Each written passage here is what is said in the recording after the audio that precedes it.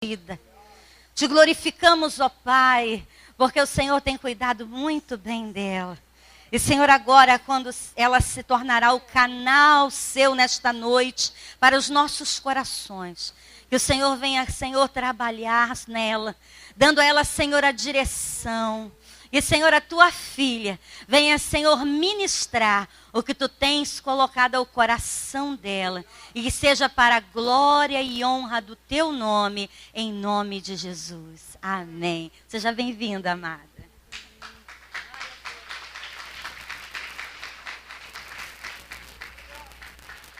A paz do Senhor para a Igreja de Cristo, amém?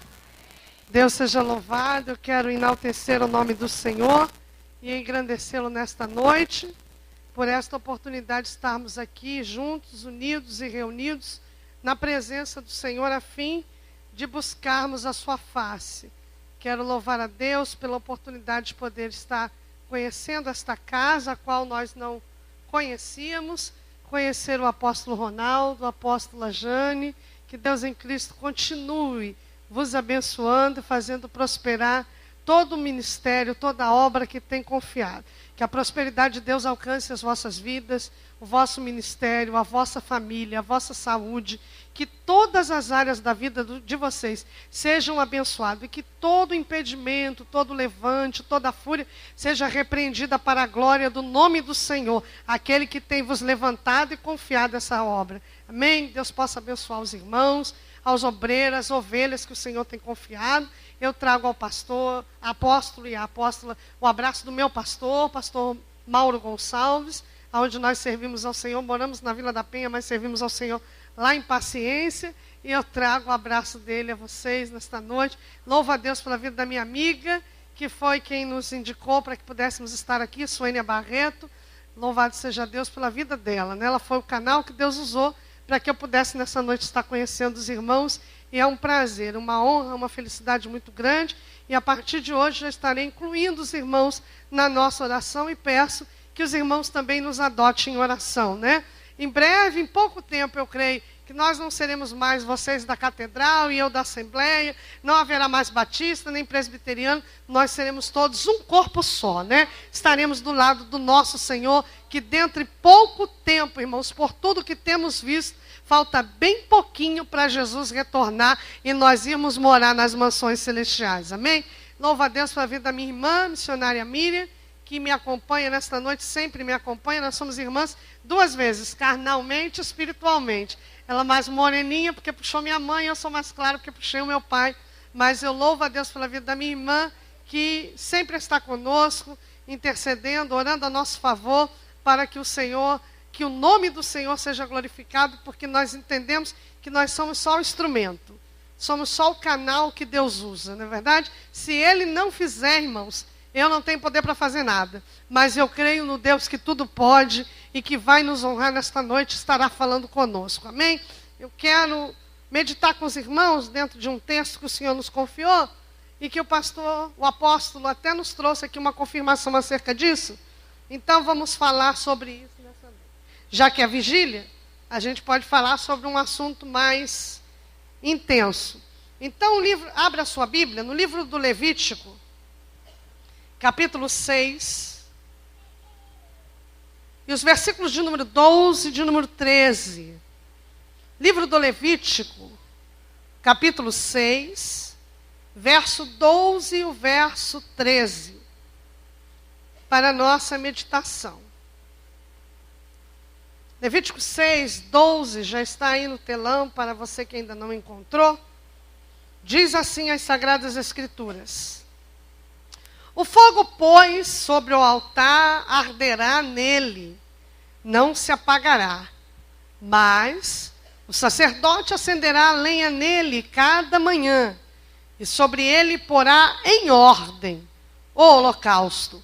Sobre ele queimará a gordura das ofertas pacíficas. Repita comigo: ofertas pacíficas. Grave isso: ofertas pacíficas. O fogo arderá continuamente sobre o altar, não se apagará. Vamos ler o verso 13 todos juntos? No 3, o fogo arderá continuamente sobre o altar, não se apagará. Glória a Jesus. Quantos têm certeza que nesta noite o fogo de Deus já está ardendo e continuará ardendo até Jesus vir te buscar? Dê um glória a Deus nesta noite. Queridos, ceda-me um pouco da sua atenção nos minutos que temos. O texto está nos explicando aqui do livro do Levítico, capítulo 6, verso 12, 13. Fiz questão de ler o 12, porque o texto diz que o sacerdote teria duas funções. Primeiro, ele deveria limpar o altar todas as manhãs e trocar a lenha para que o fogo pudesse continuar queimando. Mas a Bíblia também nos diz que ele deveria, após trocar a lenha, para que o fogo continuasse queimando, ele deveria oferecer uma oferta pacífica. Mas vamos tentar voltar um pouco aqui para a gente poder entender. Na verdade, a Bíblia ela está dividida dentro de uma classificação e todos nós conhecemos. Os primeiros 5 livros da Bíblia, que são os livros do Pentateuco, que foi Moisés quem escreveu, são os considerados livros pré-Canaã. A Bíblia vai nos ensinar que nestes livros a lei ela é dada. Depois nós vamos ter os 9 livros que vão fazer a sequência, que vão desde Josué até o livro de 2 Crônica. E esses livros já são livros em Canaã. E a Bíblia nos ensina que nele a lei ela é vivida. Na sequência, nós vamos encontrar ainda no Antigo Testamento os 3 últimos livros, que são Esdras, Neemias e Esther. E esses livros, eles são os últimos livros escritos no Antigo Testamento, mas também são livros pós-cativeiro. E a Bíblia nos ensina que nesses livros a lei ela é lembrada ou revivida. É conhecido também como o livro da repatriação. Ou seja, no primeiro tempo ela é dada. No segundo tempo ela é vivida. E num terceiro tempo ela se faz necessário ser relembrada. Para que o povo voltasse a adorar, a cultuar e ofertar a Deus tudo novamente. Tomasse de volta, depois do cativeiro, o costume de adorar e de ofertar ao Senhor. Mas quando nós vamos ler o texto dentro do capítulo que lemos, e também o livro dentro do contexto no qual ele está inserido, porque o Levítico está inserido dentro dos 5 livros que Moisés escreve, nós vamos entender que o livro do Levítico tem seu nome no original como Vaikra. E o que significa a palavra Vaikra? Significa grito imperativo. Ou seja, a Bíblia está nos dizendo que depois da saída do povo no livro do Êxodo, Deus está agora convocando este povo a ter uma intimidade com ele. E é por isso que o nome do livro é Vaikra, porque Deus está gritando de forma imperativa a este povo, explicando e tentando fazer com que eles entendam o seguinte: não adianta ter libertado vocês do Egito se não houver uma aproximação, uma comunhão, se nós não estivermos juntos, se vocês não entenderam o propósito para o qual vocês foram libertos. E é dentro disso que Deus vai trabalhar o livro do Levítico. Mas eu classificaria, dentro da minha ótica de vista, o livro do Levítico não só como um livro histórico, mas também como um livro normativo. Porque quando nós vamos ler o livro do Levítico, desde o seu início até o fim, a Bíblia vai nos ensinar que é neste livro que Deus está dando a Moisés a ordem, a forma, os padrões, como ele deseja ser adorado. Perceba que Deus deseja ser adorado. Mas Deus não recebe qualquer tipo de adoração, e Deus não recebe qualquer tipo de oferta, e Deus não quer ser adorado de qualquer maneira. Mas é neste livro que Deus aponta para Moisés e vai dizer: olha, eu quero ser adorado assim, quando for ofertar, faça assim, quando for cultuar, faça assim, quando for adorar, faça assim. Quando nós lemos o livro, nós vamos entender que Deus está ensinando quais as formas, os padrões, as normas e a regra de como ele deseja ser adorado. Aí a Bíblia vai nos ensinar, queridos, que dentro deste livro existiam agora as festas judaicas, que eram 5 realizadas, e dentro dessas festas haviam 5 tipos de oferta que o indivíduo ofertaria no altar do Senhor. Cada uma dessas ofertas tinha um significado e um simbolismo para aquele que estava ofertando. 5 ofertas com 2 classificações, uma delas com sangue, outras sem. Na verdade, a Bíblia está nos falando de 5 ofertas, que são, a saber, holocausto, manjares, pacífica, pecado e culpa. 4 delas levavam sangue e uma não. A que não leva sangue é a de manjares, porque é uma oferta feita por cereais e vegetais, e já está apontando para Cristo, o cordeiro que viria a ser imolado. E por conta disso ela não leva sangue, porque representa ou tipifica a pessoa de Jesus Cristo. mas todas as outras ofertas levariam sangue, porque eram ofertas de animais que eram entregues no altar de Deus. A saber, então, agora nós precisamos entender para que cada uma oferta, qual o simbolismo de cada uma dessas ofertas. A Bíblia vai dizer que o indivíduo oferecia holocausto quando queria consagrar a sua vida. Hoje, quando nós queremos consagrar, a gente vem para a consagração, vai para o monte, entrega um jejum, e nessa forma estamos sinalizando ou identificando a Deus que nós queremos consagrar na nossa vida. Mas naquela época não tinha esse costume. Então, para consagrar, alguém ia diante do sacerdote e dizia: olha, eu quero oferecer um holocausto. Hoje, quando você compra uma casa ou um carro, você traz a chave, entrega na mão do apóstolo e diz: apóstolo, ora, porque eu estou consagrando este bem que o Senhor me deu ao Senhor. E ele então apresenta a chave, você está consagrando. Mas naquela época a pessoa chegava e dizia: eu quero oferecer uma oferta de manjares. E o sacerdote já sabia que ele havia recebido uma bênção, estava consagrando isso ao Senhor. E assim era: pacífico era para obter comunhão, pecado para obter perdão e culpa para ser restituído por algo que houvesse perdido. Visto que já entendemos o simbolismo, o significado e o propósito para qual a oferta era entregue diante de Deus, nós vamos ter que agora passar para aquilo que propiciava a oferta de ser entregue. Porque, na verdade, todos gostariam de ofertar, mas sem o altar não podia oferecer oferta. Porque era no altar que seria queimado o animal que seria ofertado a Deus. Então a Bíblia nos fala acerca da importância do altar.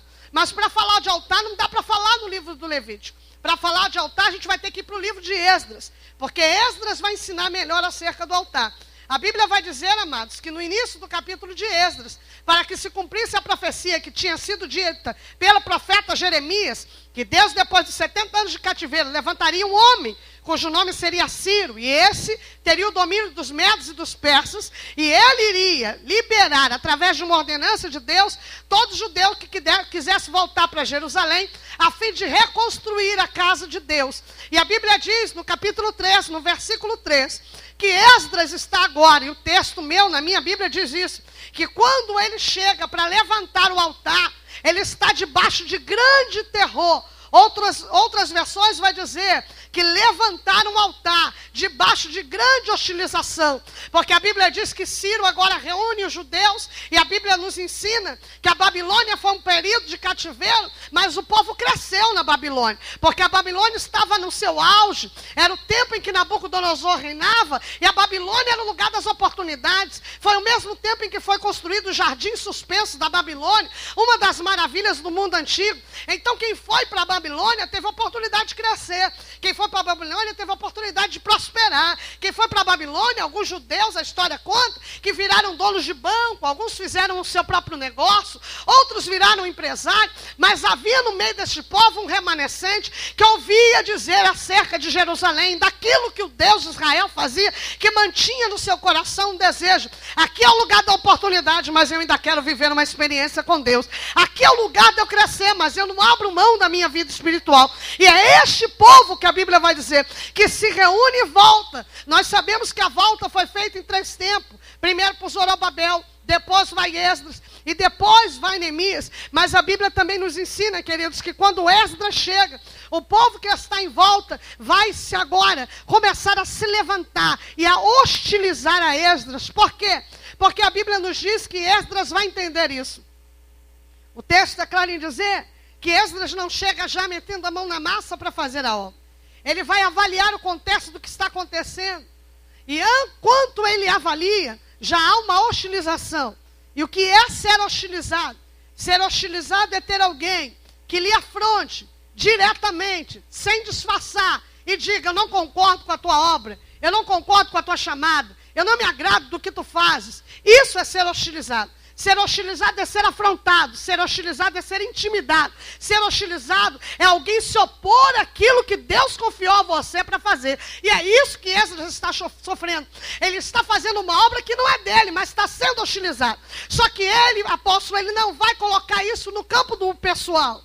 Ele vai entender, a hostilização não vem porque sou eu, o Esdras, que estou aqui. A hostilização me sobreveio porque a obra que faço não é minha, é de alguém que está acima de mim. E quem tem este tipo de visão entende uma coisa: podem até estar falando, podem até estar se levantando, podem até estar criticando, podem até não acreditar no chamado que eu tenho, mas quem me chamou é maior, e a causa é maior, e a obra é maior. Então, se a obra é maior, a causa é maior, quem chamou é maior, eu não vou parar por causa daqueles que não se agradam daquilo que eu estou fazendo. Eu vou fazer a obra porque eu vim agradar aquele que me levantou. Quem nesta noite veio aqui agradar a Deus, levante a tua mão e adore, porque tu não veio agradar o homem, tu veio agradar aquele que te chamou para fazer a sua boa obra.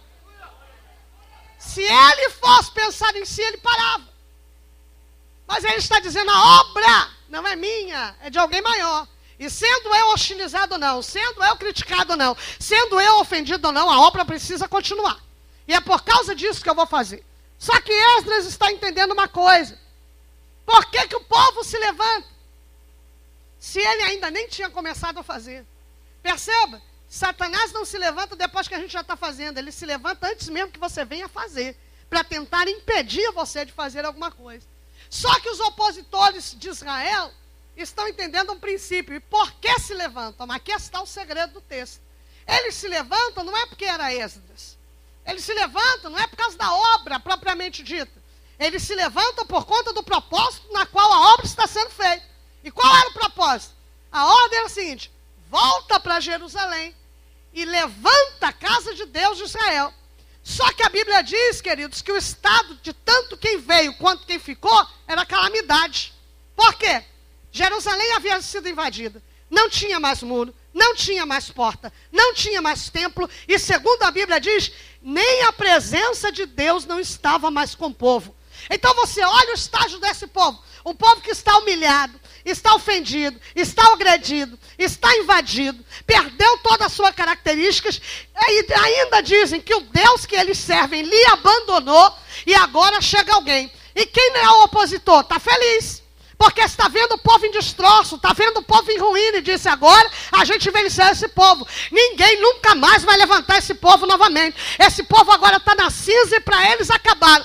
Mas quando Esdras retorna para fazer a obra, eles começam a temer. Porque os opositores da igreja entendem o segredo da igreja que às vezes a própria igreja não consegue entender. Qual é? O segredo da igreja não está na nossa força. O segredo da igreja não está no nosso braço. O segredo da igreja não está no nosso estudo, no nosso esforço, nas nossas horas de oração. O segredo da igreja só está em um detalhe. Qual é? Adorar aquele para o qual fomos chamados. Eles estão olhando, eu venci, eu ganhei, eu destruí, eu parei esse povo. Mas se esse povo resolver clamar a Deus de novo, acabou para nós. Eles estão dizendo, se esse povo entronizar o Deus dele no lugar que é devido, acabou para nós. O que eles estão vendo e dizendo é o seguinte: o segredo da igreja crescer, o segredo da igreja prosperar, o segredo da igreja avançar é entronizar a Deus no lugar que lhe é devido. Porque quando ele é adorado, quando ele é entronizado,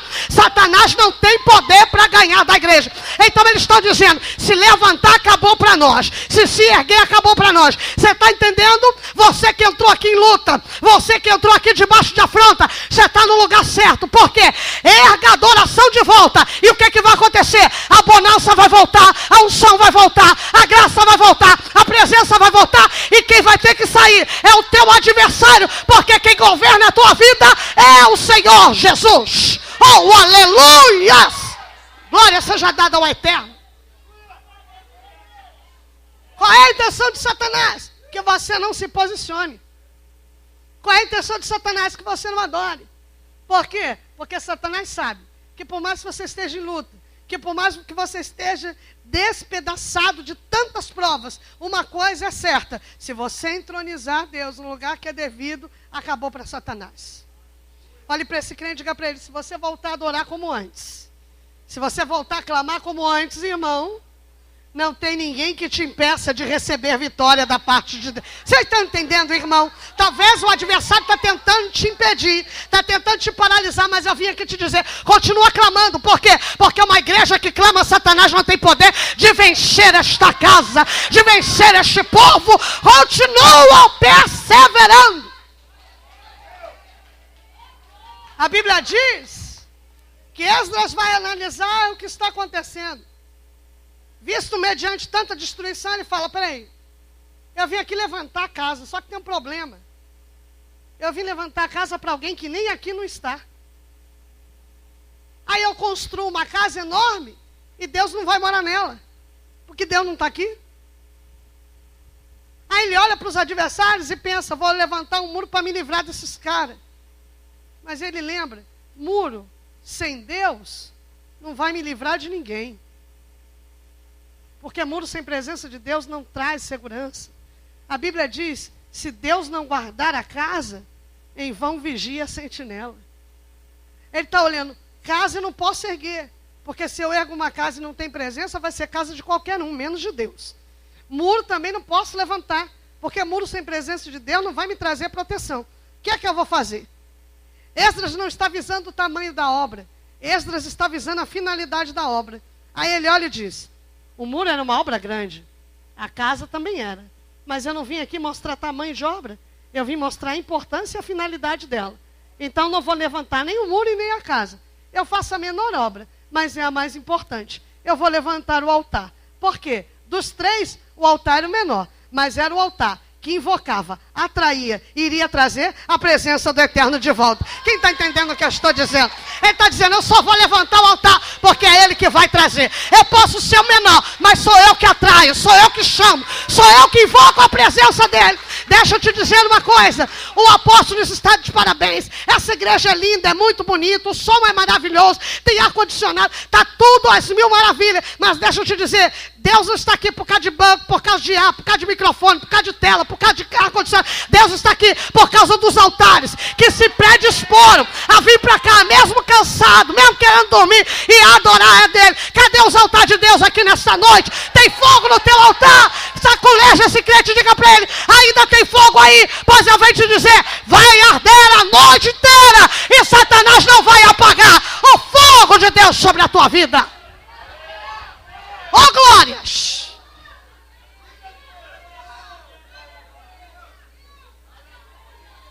Ele diz, vou levantar o altar.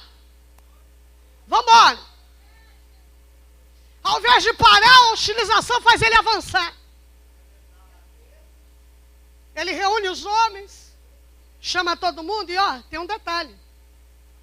Esdras não chama qualquer um. Faça uma análise do nome de quem ele chama e vocês vão ver que os nomes têm a ver com o projeto. O que Esdras está ensinando é, não adianta ter um bom projeto e chamar gente que não tem interesse para trabalhar. Não adianta ter um bom projeto e não chamar quem não se envolve, quem não veste a camisa, quem não paga o preço, quem não põe a cara para bater. Ele está dizendo, eu vou chamar quem vai vestir a camisa.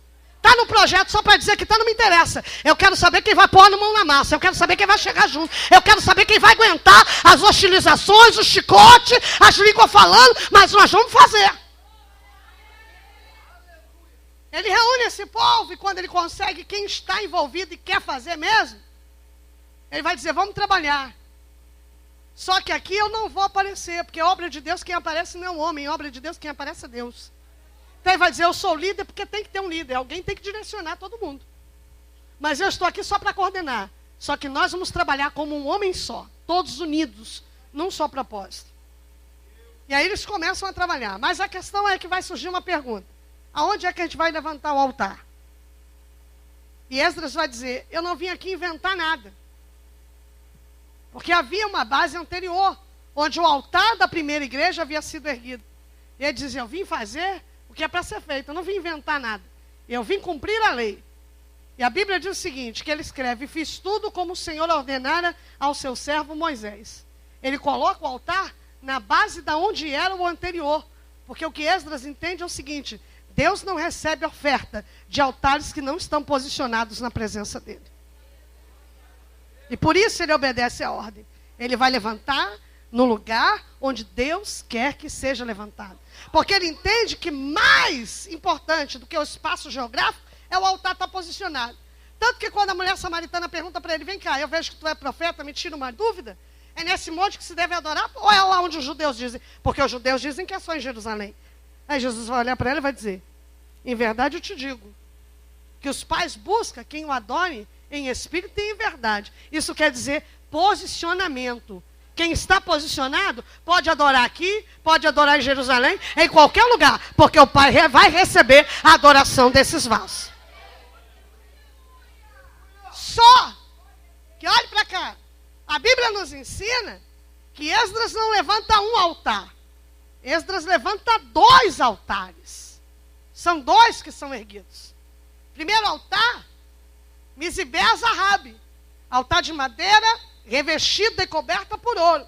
Madeira simbolizando nós, seres humanos. O ouro simbolizando a glória e a grandeza de Deus. Esse altar, Deus fala, põe lá dentro. Ué, altar de ouro que era para mostrar, Deus esconde. Por quê? Porque o altar que é o de ouro é o altar de incenso. É o altar da oração.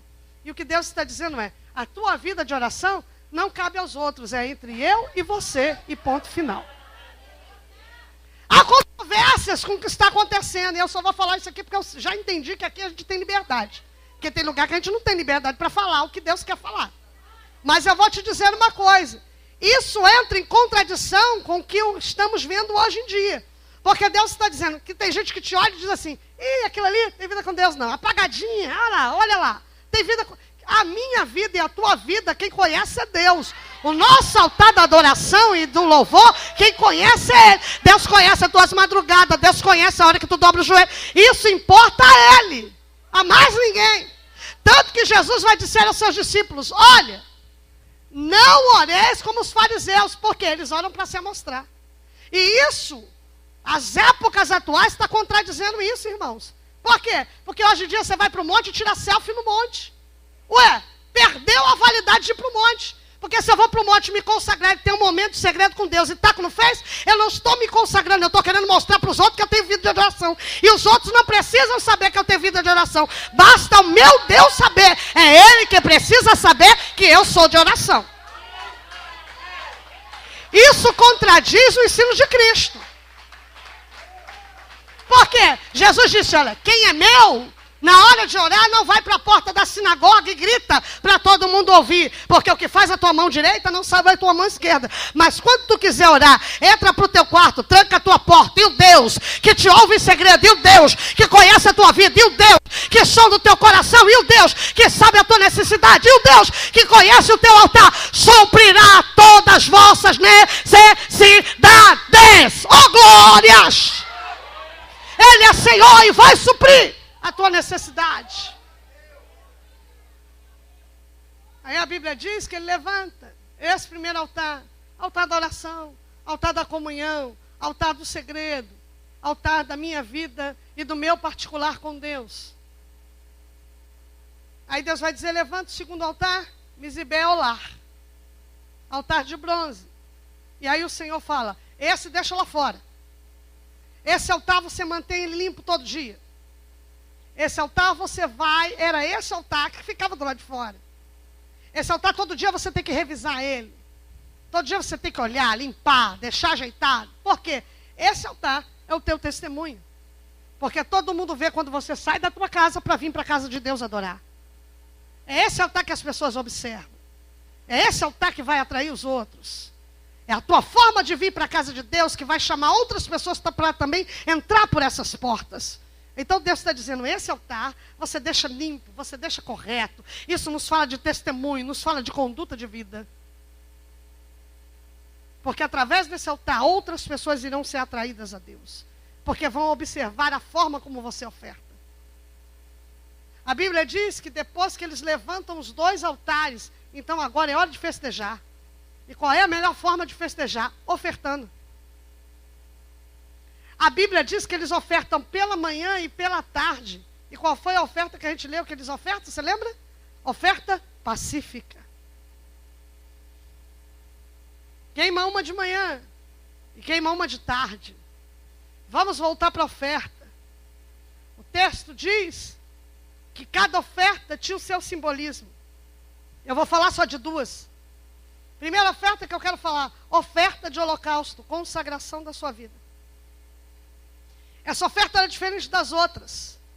Por quê? Porque normalmente quando nós ouvimos alguém falar acerca de oferta, a gente ouve alguém dizer o seguinte, e tomou o animal, esquartejou o animal e colocou-o sobre o altar. Só que esta oferta, Deus dava uma ordem ao sacerdote: não esquarteja, coloca o animal por inteiro no altar. E ele então pegava aquele animal, colocava o animal por inteiro, e Deus dizia: ao invés de esquartejar, você vai incisir. Qual é a diferença? Vou te explicar. Esquartejar é cortar em partes. E incisir é abrir de fora a fora, no meio, um único animal. Qual é o princípio disso? Primeiro, Deus está dizendo: eu não quero nada em partes. Se for para me ofertar partes da tua vida, não me entregue porque eu não quero. Ou você se entrega por inteiro no altar de Deus, ou partes da tua vida. Deus não quer, Ele não aceita. Segundo princípio, Deus vai falar: faz uma incisão, de cima até embaixo. Fiz. Agora abre. E o que faz? Expõe o que está dentro. Foi o que o apóstolo disse aqui. Qual é o princípio disso aqui? O fogo vai descer e vai queimar o animal. Mas Deus está dizendo: eu não trabalho superficialmente. Para queimar a oferta, primeiro eu tenho que queimar ela por dentro. E depois eu queimo ela por fora. O que Deus está dizendo é: primeiro eu te trabalho por dentro, primeiro eu te liberto por dentro, primeiro eu te transformo por dentro, primeiro eu mudo todo o teu interior, para depois você aparecer por fora, aparentar aquilo que eu já fiz. É o mesmo princípio que Paulo está escrevendo na carta aos Romanos, capítulo 12, versículo 1. Ele diz o seguinte: rogo-vos, pois, irmãos, pela compaixão de Deus, que apresenteis os vossos corpos em sacrifício vivo, santo e agradável, que é o vosso culto racional. Aí no versículo 2 ele vai dizer: e não vos conformeis com esse mundo, mas sedes renovados sedes transformados pela renovação do vosso entendimento, para que saibais qual seja a boa, perfeita e agradável vontade de Deus. Por que Paulo está escrevendo isso? Porque ele entende o princípio de oferta. E Febe vem ao encontro de Paulo, que se não me engano está em Corinto, na sua segunda ou terceira viagem missionária. Quando Febe chega diante dele, diz: olha, eu tenho notícias de Roma. E lá a coisa está esquisita. Porque os crentes de Roma resolveram voltar para Jerusalém para ofertar. Mas peraí, Cristo já morreu. E oferta é para o Antigo Testamento. Hoje em dia, Jesus vai dizer: é melhor obedecer do que... Só que qual era a ideia do povo? Eu sacrifico, mas não obedeço. Eu ofereço animal, mas não sou transformado. Eu entrego animal, mas não paro de xingar. Eu entrego animal e não paro de beber. Eu entrego animal e não deixo Deus me libertar por completo. Aí Paulo está dizendo: esse povo não entendeu.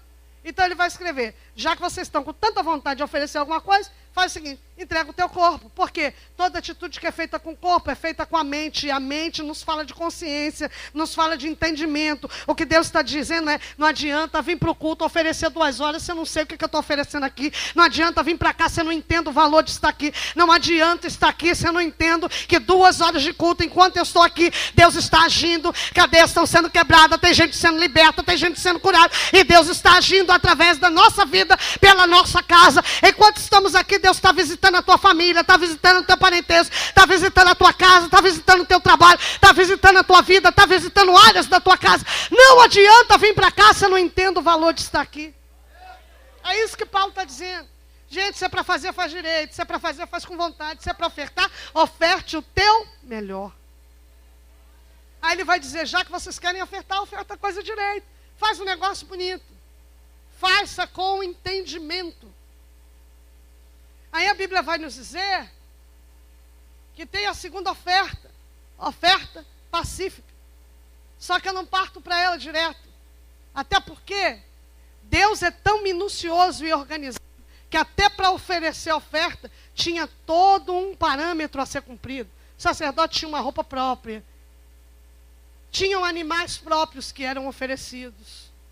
Os utensílios do templo eram usados e cada utensílio tem um significado. A saber, o altar significa aproximação ou proximidade. E é por isso que ele representa aquele que vai trazer a presença de Deus. A pia, que era onde o sacerdote lavava as mãos e os pés antes de oferecer o holocausto, porque ele não poderia pegar na oferta sem se lavar. Ela simboliza a santificação. E por que a pia simboliza a santificação? Porque dentro da pia tem um elemento. E o que está na pia? Água. A água é o único elemento que tem 2 funções. Por quê? Porque a água limpa e sacia a sede. O que Deus está dizendo é, antes de oferecer alguma coisa, limpa a tua vida, se lava e depois você vem ofertar. Ele exigia isso. Só que a Bíblia diz que não era só pia, havia um outro propiciatório um pouco maior, cujo nome era Miquivê. E nesse não eram só os homens que usavam. Nesse entravam homens e mulheres, porque no Antigo Testamento, a mulher durante seu período de fluxo menstrual, ela era impura, ela era suja. Ela não podia cozinhar, ela não podia tocar no seu marido, ela não podia fazer os afazeres, ela não podia fazer nada. Porque tudo que ela tocava se tornava impuro. E como é que se desfazia da impureza? Depois que passasse o fluxo, ela chegava diante do altar de Deus e entrava na Miquivê e era purificada e podia voltar para casa, cozinhar e fazer as suas obrigações como mulher.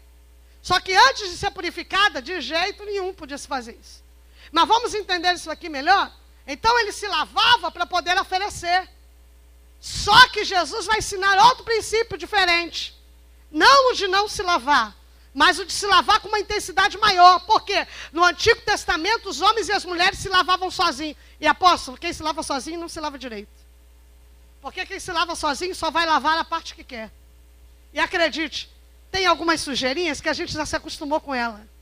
E a gente tem hora que não tem vontade de tirar. Mas quando alguém nos lava, já percebeu? Quem tem filho? Você manda o menino ir tomar banho, ele sai do banheiro exalando shampoo e perfume pela casa inteira. Você diz, pronto, acabou com tudo que era sabonete que está lá. Esse menino está tinindo, está brilhando. Aí você chama a criança, vem cá, filho, que eu vou fazer uma inspeção em você. Queridos, ou o pé está sujo, ou a cabecinha está cheirando mal, porque alguma coisa ficou sem lavar. Aí eu te digo, mesmo nós sendo adultos, quando a gente se lava sozinha, tem alguma coisinha que fica sem se lavar. Aí Jesus vai ensinar a João Batista. Que a Bíblia diz que João Batista está diante da Miquivê do Novo Testamento, que é o Rio Jordão. O que ele está fazendo? Está batizando. Ele está dizendo, eu vos batizo com água, mas depois de mim vem um que é antes de mim. Ele vos batizará com o Espírito Santo com fogo. Quando ele levanta os olhos, ele vê. Quem que ele vê? Aí ele vai dizer, eis o Cordeiro de Deus, que tira o pecado do mundo, do qual eu não sou digno sequer de desatar as altarcas do seu pé. Eu careço de ser batizado e tu vem a mim. E Jesus diz, faz, porque há um propósito. A Bíblia diz que Jesus vai ser imergido, a pomba vai descer, Deus vai bradar e vai falar, este é o meu filho amado em quem me compraz. E quando Jesus sai dali, está pronto, purificado para ir. Ele não precisava fazer isso, mas quem é líder, mesmo que não precise, faz para ser exemplo dos liderados. Ele faz isso para ser exemplo. E o que ele está dizendo é, se eu como Cristo fui lavado, por que tu não vai ser? Só que entenda uma coisa. Jesus está dizendo isso. A partir de agora, não se lava mais sozinho. Quem vai lavar é o Pai. Quem vai lavar é o Pai. No capítulo 13 do Evangelho de João, versículo 8, a parte B, ele vai lavar os pés dos discípulos e alguns numa falsa humildade vai dizer, o meu pé não. Ele vai dizer, se eu não te lavar, tu não tens parte comigo. Você entende isso, irmão? Quem não se permite ser lavado não tem parte com ele. Só dá para ter parte com ele quem se permite ser lavado por ele. Como é que é isso? Olha aqui. A Bíblia vai dizer que Jesus, quando ele encontra aquela mulher samaritana, ele vai oferecer a ela uma água. Porque a água tem duas funções. Saciar a sede e lavar o impuro. Só que deixa eu te esclarecer uma coisa. Tem gente que vem para esta casa e só quer beber a água, só quer saciar a sede. Mas Jesus está dizendo, não dá para fazer um se eu não fizer o outro. Está no pacote. Ou tu deixa eu te lavar e depois eu sacio a sede, ou eu não vou te dar água. Porque se eu dou água para você sem te lavar, eu não estou saciando a tua sede, eu estou enchendo a tua barriga d'água. E barriga d'água não é saúde, é doença. Aí então ele está dizendo, eu até te dou da água que eu tenho. Mas vamos fazer um negócio? Antes de te dar a água tem que te lavar. Então para ela te lavar, vai lá e busca o teu marido. Aí ela olha e diz, não vai dar. Porque eu já tive 5 e o que eu tenho também não é meu. Aí Jesus diz, então você entendeu o propósito. Porque quando você confessa é sinal de que a água já te lavou. E ele disse aos seus discípulos, vós já estáis limpo pela palavra que eu vos tenho dito. Essa palavra limpa, ela purifica. Entenda uma coisa, quando eu venho para a casa de Deus, é para ser lavado. E depois que eu sou lavado, sacia a tua sede. Porque Deus está aqui para saciar ela nesta noite. Sacia a tua sede, porque você não vai sair daqui hoje com a barriga cheia d'água, mas tu vai sair daqui lavado, limpo por esta palavra e saciado a sede. Aí a Bíblia diz que depois que é entendido tudo isso, a gente vai partir para a última oferta. Pacífica. Como é que faz? Só que tem um problema. Deus também não aceitava qualquer tipo de animal. Não era eu ia lá e escolher, vou dar um frango, um galo e vou levar lá e acabou, não. Tinham classificações de animais que Deus permitia entregar no altar. Eram carneiros, eram novilhos, carneiros ou aves. 3 tipos de animais. 3 classes sociais. Deus está dizendo, quem é rico, traz o novilho. Quem é remediado, pode trazer o carneiro. E quem é pobrezinho, traz as aves que eu estou aceitando. Só, apóstolo, que quando era para ofertar a oferta pacífica, Deus dizia para o sacerdote, nessa oferta, tu não vai aceitar as aves. Aí você vai dizer, vai missionário, qual o significado dessa oferta? Obter comunhão com Deus. Então quer dizer que quem é pobre não pode ter comunhão com Deus? Não, não é isso. O princípio dessa oferta, que eu quero que você saia daqui entendendo, é outro. É obter comunhão. E eu nunca vi ninguém que tem comunhão não sacrificar alguma coisa. Porque a comunhão é sacrifício. Se você tem comunhão, é sinal de que você jejua. Se você tem comunhão, é porque perde noite de sono orando ao Senhor. Para ter comunhão, você se previne, você se abstém, você abre mão de alguma coisa. Ninguém compra comunhão na barraca da esquina.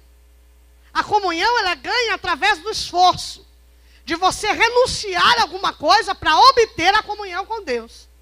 Então o que ele está dizendo é, para ter comunhão eu vou dificultar. Eu não estou aceitando ave mais. E por que Deus diz isso? Porque na verdade tem gente que chega na igreja e só tem ave para dar. E quando a gente só tem ave, Deus até aceita. Mas tem gente que melhorou e continua dando ave. E eu não estou dizendo isso só de dinheiro não. Porque o povo já está com a mente cauterizada de tanto ver gente fazer coisa errada, que oferta é só dinheiro, mas não é. Oferta é a tua dedicação. Quando você vai a essa casa, você está ofertando ao Senhor. Quando você liga esse som, você está ofertando esse Senhor. Quando você está na cantina, você está ofertando ao Senhor. Quando você está lá na portaria, você está ofertando ao Senhor. Quando você presta serviço voluntário, você está ofertando ao Senhor. Então, na verdade, oferta não é só dinheiro.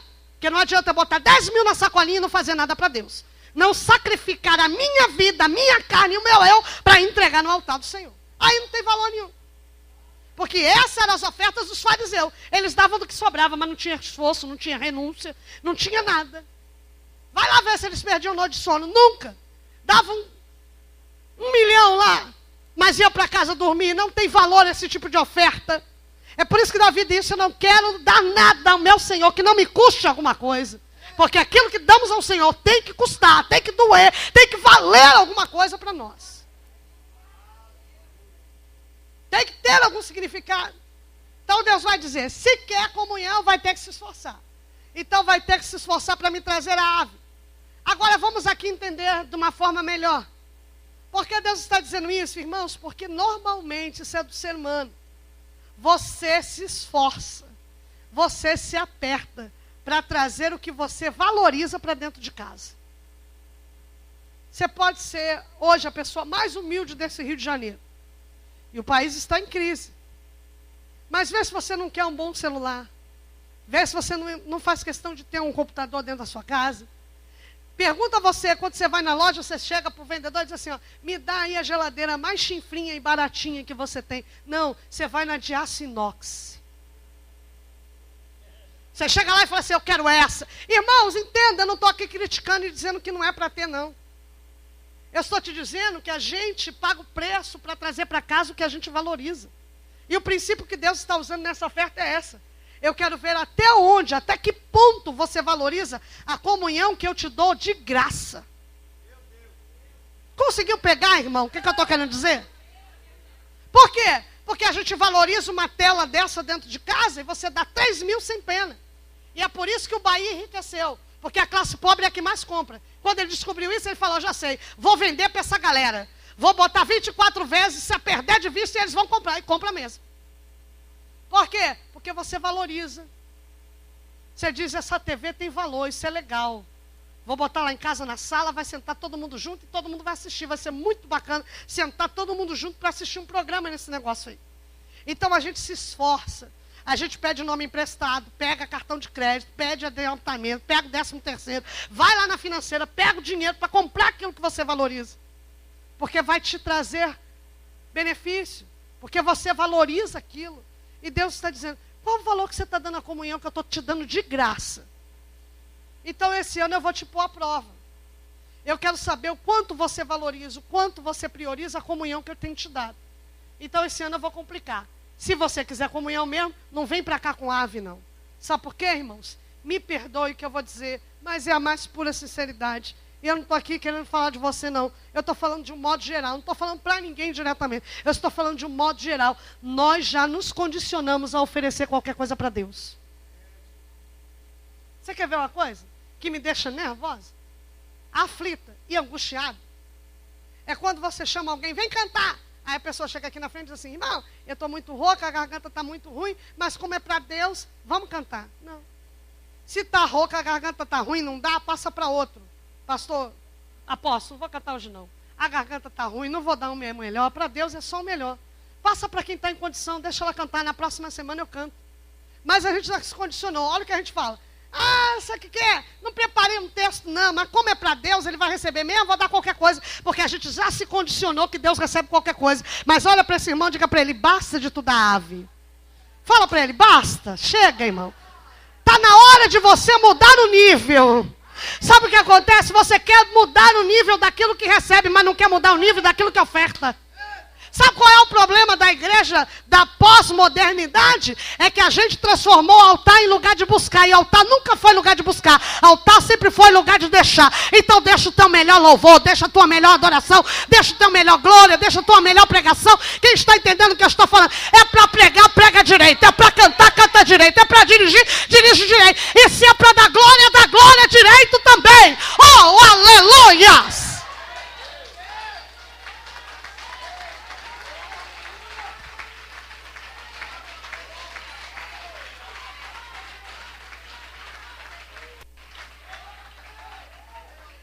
Se é para fazer, faz direito. Mas é isso aí. Tem gente que vem, quer saber de uma coisa? Eu vou oferecer essa avezinha que já está aqui mesmo. Deus está falando, estou cansado da tua ave. Melhora essa tua oferta. Porque Deus sabe. E sabe por quê? Que Deus está dizendo para mim e para você nessa noite. Kátia, melhora a tua oferta. Miriam, melhora a tua oferta. Porque Ele sabe que você tem condição de dar o melhor. Deus sabe. Deus não te botou para tocar à toa. Ele sabe que tu toca bem. Deus não te chamou para tu pregar à toa. Ele sabe que você tem vocação para fazer isso. Deus não te chamou para cantar à toa. Ele sabe que você tem vocação. Deus não chama ninguém para pastorear à toa. Deus não chama ninguém para dirigir culto à toa. Ah, vou dirigir de culto. Não.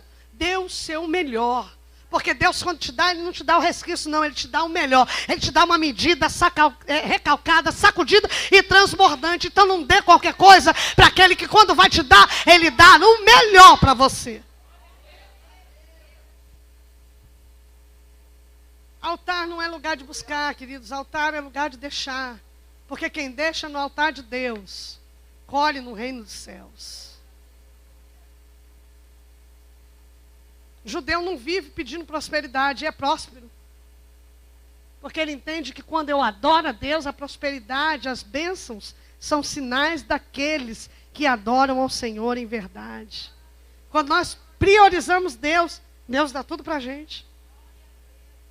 Então ele dizia, diga comigo, 1 ano. Fala de novo, 1 ano. Agora olha para esse irmão e diga para ele, é o tempo que você tem para melhorar essa tua oferta. Você entendeu a proposta de Deus? Você tem 1 ano para melhorar. Você tem 1 ano para melhorar a tua oferta. Se via um culto, passa a vir 2. Se cantava um hino, passa a cantar 2. Se lia a Bíblia 1 hora, passa a ler 2. Se fazia jejum 1 vez por semana, passa a fazer 2, 3. Você está entendendo? Melhora o que você está dando a Deus. Você tem 1 ano. Quem queria a comunhão de verdade, entendi. Irmão, sabe qual é o mais irônico disso tudo? É que aquilo que a gente tem se esforçado para trazer para dentro de casa é que está tirando a comunhão com Deus. Porque ninguém se senta mais à mesa, apóstolo.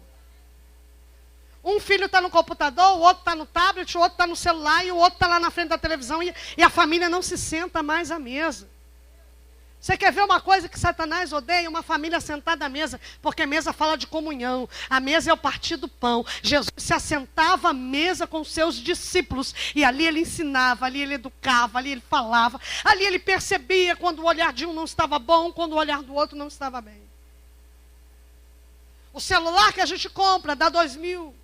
O computador que a gente se mata para trazer é o que está trazendo as ofertas de Satanás para dentro da nossa casa, debaixo dos nossos olhos e atraindo o teu filho para a maldição. Eu estou dizendo para você não usar, mas a Bíblia diz que tudo para nós tem limite e tudo demais é vício e é pecado. Tem crentes viciados em internet. Tem crentes viciados que não conseguem se desligar. Nem no culto ele desliga o celular. O que nós estamos trazendo como bênção está nos afastando de Deus. Porque o tempo que consumimos com essa coisa era o tempo que antes a gente perdia orando. Que a gente gastava orando, entregando o nome do Senhor. Exaltando a Deus. E tempo que você dá para Deus você não perde, é depósito, você está ganhando. Você vai colher isso depois. Entenda bem, irmão, não estou dizendo para não ter. Eu tenho tudo isso. Mas saiba usar. Não deixe um aparelho dominar você. Entenda uma coisa, você domina o bem e o bem não domina você. Entenda uma coisa, nada na vida pode tomar o lugar que é de Deus. Nem celular, nem marido, nem filho, nem emprego, nem nada. Deus tem que ser tudo na nossa vida. Ele precisa ter o primeiro lugar. Ele precisa ser a prioridade. Então quem entendia isso dizia, não, eu vou sacrificar sim. Porque eu preciso trazer a comunhão de volta para minha casa. Você já percebeu que tem hora que aquele que mais orava está querendo fraquejar, manquejar na oração? É quando a gente observa isso que é hora da gente vigiar e dizer, epa, acho que eu estou oferecendo ave, é melhor melhorar minha oferta porque a comunhão está indo embora. Eu preciso resgatar a comunhão de volta. Eu não posso permitir que Satanás roube a comunhão que Deus deu para mim de graça. E aí, quem entendia isso, dizia, ano que vem, eu vou chegar aqui com uma oferta diferente. Então ele ia para casa e se privava de alguma coisa, combinava lá, deixava de comer alguma coisa que gostava, de comprar alguma coisa que gostasse, para poder economizar e no ano seguinte vir trazendo. Sabe o que irou Jesus, irmãos? Sabe qual é a única vez que você vê Jesus gritando, esbravejando na Bíblia? É quando ele chega na porta da sinagoga e os cambistas estão... O que é que os cambistas estão vendendo? Animais. Para ser ofertados no altar. Para ser entregue no tabernáculo. Só que os animais que estão sendo entregues e vendidos são mancos, cegos, doentes, entregando de qualquer jeito. O que eu estou querendo te dizer é que Deus não aceita qualquer tipo de oferta. Não dá para a gente chegar aqui com animal sujo. Não dá para chegar aqui com animal cego. Deus quer um animal tratado, limpo, puro. Dá tuas primícias para ele. Aí a Bíblia diz que aquele homem se cuidava, guardava o dinheiro, comprava o animal, tratava dele, deixava limpinho. E tem um detalhe, hein? Não adianta vir oferecer animal com aquela cara assim de má vontade, sabe como é que é? Não. Tem que vir sorrindo. Tem que vir com alegria, não é verdade, apóstolo? Não adianta servir a coisa com má vontade. Eu vou levar só porque o apóstolo falou. Eu vou dar só porque ele me disse. Mas vem com a cara emburrada, enfesada, chateado porque tem que dar. Não, se é para dar e não quer dar, nem dê. Porque se tu como homem, quando você chama alguém, pelo menos eu sou assim, quando eu trabalhava e dizia, vem cá, faça isso para mim, que eu via que a pessoa está com má vontade de dizer, deixa filha, pode ficar em paz. Vai descansar, deixa que eu faço. Porque para fazer eu gosto de fazer direito, para fazer eu gosto que faça com boa vontade. Então se para servir um homem eu gosto de fazer com boa vontade, por que eu vou dar qualquer coisa para Deus? Irmão, se é para vir para o culto, vem com o coração alegre. Já vem cantando, irradiando alegria pelo meio da rua e querendo arrastar esse povo para dentro da igreja. Já vem cantando, samarodiando para quem olhar para você e dizer assim, meu Deus, para onde essa mulher vai desse jeito? Eu quero ir para lá também, porque eu quero ter essa alegria, eu quero ter essa paz, eu quero ter esse gozo. Agora imagina, se tu vem para a igreja com um bico desse tamanho, uma cara se arrastando, ele vai dizer, eu não vou para lá não, porque do jeito que está indo não vale nem a pena. Você entende isso? É fazer a coisa com alegria. É fazer a coisa com voluntariedade. Ele vinha com alegria. Ele vinha trazendo com orgulho. Ele disse assim, está todo o meu dinheiro aqui, mas eu estou dando com orgulho. Isso aqui vai ser o meu melhor para Deus nessa noite. Ele chegava diante do altar de Deus e dava para o sacerdote. E aqui você vai entender por que Deus exigiu. Quando o sacerdote pegava um animal que ele ia esquartejar, Deus falava, para! Não corta. Faz o quê? Tira o peito. Linguagem do Antigo Testamento, espada à direita, tira. Reserva. E o resto, tu queima. O que Deus está dizendo é, eu vi o esforço, vi a obediência, vi o sacrifício, vi a voluntariedade. E quem oferta voluntariamente com o sacrifício na minha obra, não entra por essas portas e sai com as mãos vazias. Você está entendendo? Pense, se tu traz uma ave e Deus tira o peito para te dar, ia ficar o que para ele? Nada. Porque a oferta pacífica, apóstolo, é a única oferta que quem oferta vai também participar daquilo que está... Olha o Deus que tu serve, irmão. Satanás te dá com uma, e com as duas ele toma de volta. Mas Deus te dá de graça. E ele ainda está dizendo, e ainda quando você vem me oferecer, eu faço você participar daquilo que você está oferecendo. Olha para esse crente e diz para ele, dá para liberar um sorriso agora? Porque a coisa estava pesada, mas agora aliviou. Você estava meio zangado, mas agora já entendeu o princípio. Deus só está dizendo, traz o teu melhor. Porque o que tu deixa aqui, tu vai colher também. O que tu entrega aqui, tu vai usufruir também. A bênção que tu pediu, tu vai levar para casa. E Deus é Deus que nunca dá só aquilo que pedimos, porque Ele está dando o peito que representa a comunhão. E foi isso que tu veio buscar. Mas o peito é a carne do animal. E a carne é alimento. E alimento é providência. Então nesta noite, Deus viu o sacrifício. Ele viu o esforço. Ele sabia que o teu corpo está gritando para estar na cama. Queria estar em casa. Amanhã vai trabalhar. Mas veio sacrificar ao Senhor. E Ele está dizendo, tu não sai daqui do jeito que entrou. Vai sair daqui levando o que veio buscar. Levando a comunhão. Levando o renovo. Levando o espiritual. Mas também leva o material. Providência, providência, providência para a tua casa. Olha o que a Bíblia está dizendo. O texto que lemos, depois que oferecer as ofertas pacíficas, olha o que o texto diz, depois que oferece a oferta pacífica, o fogo arderá continuamente sobre o altar. Ou seja, quando eu dou meu tudo, o fogo arde.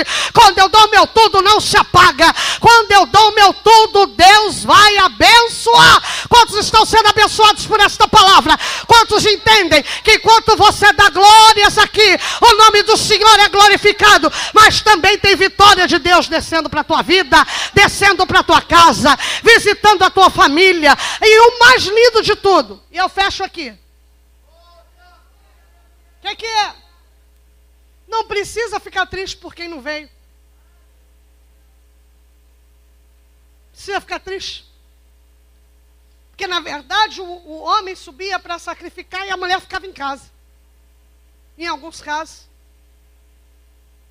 Só que o que ele recebia no altar não era só para ele, era para todo mundo. Então o que ele fazia? O peito que está sendo dado a ele, que simboliza a comunhão, não fica aqui, vai ser levado para casa. Aí vamos usar o lado da mulher. Quando ele chegava em casa, ele entregava aquele peito do animal para sua esposa. Você já viu mulher quando vai à festa? Ela vai para o casamento. Tem 5 filhos. Não tinha muito bolo sobrando não, mas o dono da festa deu um pedaço só. E aí ela vai para casa. Mas mãe é fogo. Ela olha para aquele bolo e diz, todo mundo vai ter que comer. Então ela parte em 5. Vai comer um pedacinho. Mas todo mundo vai participar. Você está entendendo o que eu estou te dizendo? O que jorra do altar, irmão, não é limitado não. O que Satanás dá é. Mas o que jorra do altar de Deus, jorra com abundância. Jorra para suprir necessidade. E eu vim te dizer que o que jorra do altar desta casa não vai suprir só a tua necessidade, mas vai te acompanhar. A comunhão vai te acompanhar. A graça vai te acompanhar. A unção vai te acompanhar, a autoridade vai te acompanhar, o suprir do pão vai te acompanhar. E eu vim te dizer que Deus vai suprir a tua necessidade, mas vai visitar o teu marido, o teu filho, a tua mãe, o teu vizinho. Ele vai suprir a tua herdade.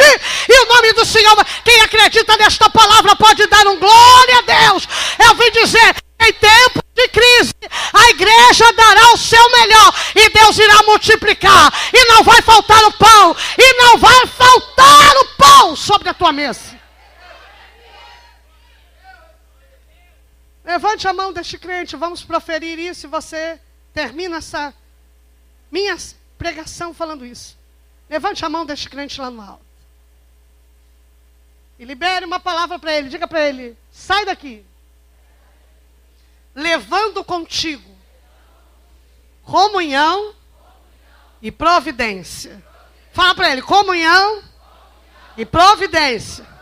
Quem está saindo daqui hoje levando comunhão e providência, sacode esse crente aí, diga para ele, o fogo não vai apagar. Diga para ele, o fogo não vai apagar, vai continuar ardendo sobre o altar de Deus. Oh, glória a Jesus, Satanás queria apagar, mas vai arder, vai pegar fogo, vai continuar ardendo, porque o teu altar é de Deus. Que Deus em Cristo abençoe a igreja. E eu agradeço essa rica oportunidade em nome de Jesus.